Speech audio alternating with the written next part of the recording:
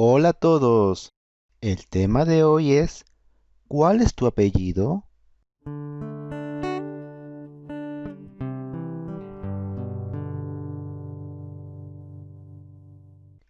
Lee los siguientes ejemplos.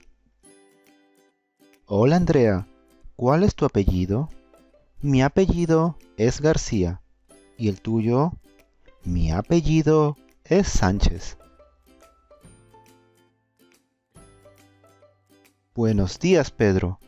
¿Cuál es el apellido de tu amigo Marvin? El apellido de Marvin es Quirós. Muchas gracias.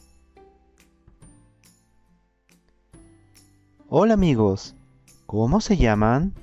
Yo me llamo Andrés y él se llama Carlos. ¿Cuáles son sus apellidos?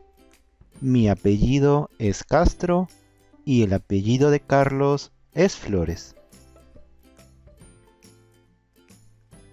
Buenas tardes, Pablo. ¿Cuál es el apellido de Anita? El apellido de Anita es Tito. Disculpa, ¿cuál es tu apellido nuevamente? Mi apellido es Cáceres. ¿Cuál es el apellido de tu mejor amigo? Responde en los comentarios. No te olvides que si tienes alguna pregunta, puedes escribirla en los comentarios. Muchas gracias por ver este video. Si te gustó, dame un like, suscríbete y comparte con tus amigos. No te olvides activar la campanita para que no te pierdas la próxima lección. Nos vemos pronto. Chao, chao.